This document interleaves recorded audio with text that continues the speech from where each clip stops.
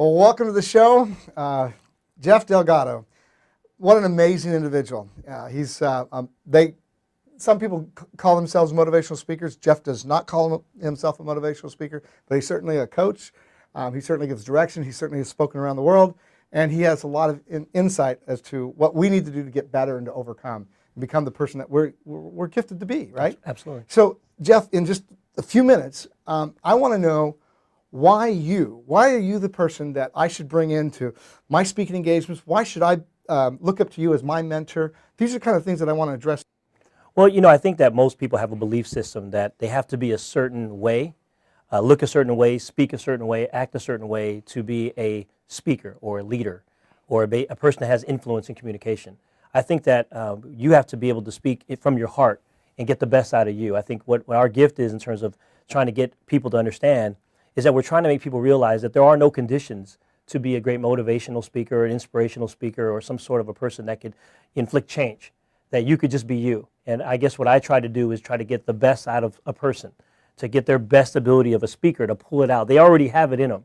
The goal is to pull it out of them. And I think that most give up because they don't think they have that.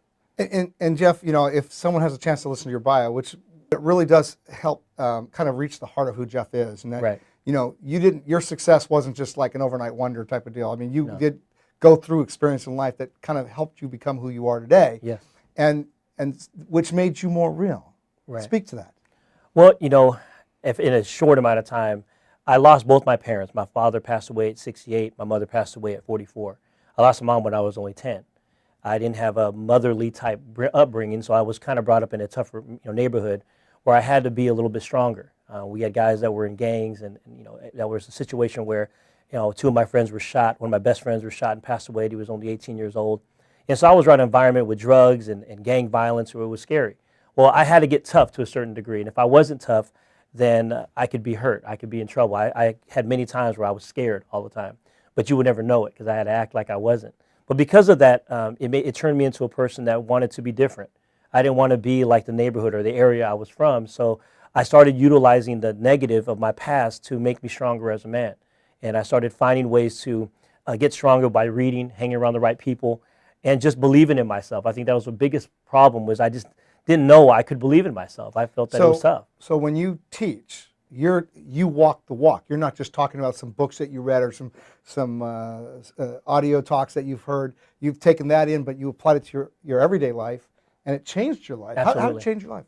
Well, it got me from a place where I didn't want to be, broke, basically having major financial problems and stress, not thinking that I was ever going to make it, to a place where I would consider abundant for my life. Getting me out of problems, I think for mine is the battle of the mind. I think it's not a battle of what you have. Forget about what you have. Forget about it's really what you believe in your mind that is winning for you. I believe that everyone's winning already. The fact that we live in this country and we're alive and we're healthy is already a gift.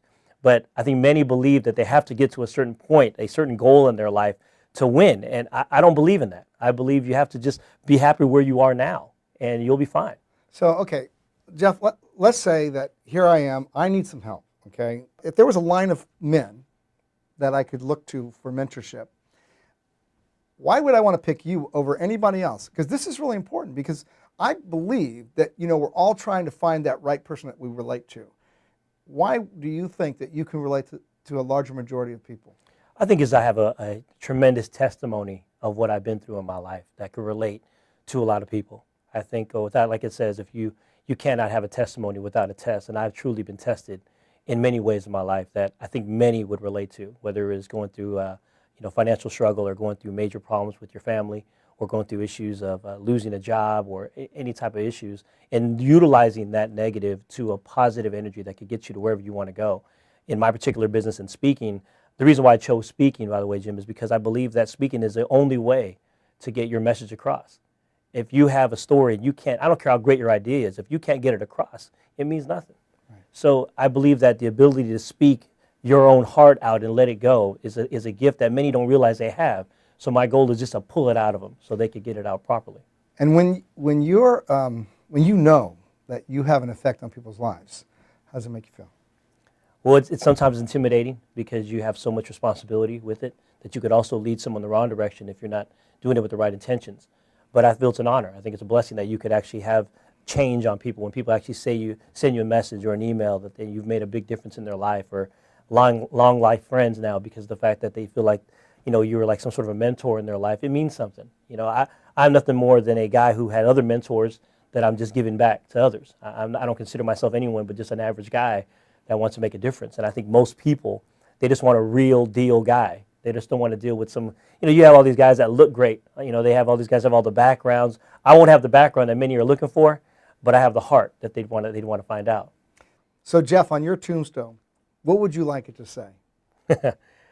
Here's a guy who went after all he could and helped as many as he could and enjoyed the process. That's awesome. Jeff, thank you so much. You're welcome. Thank you very much.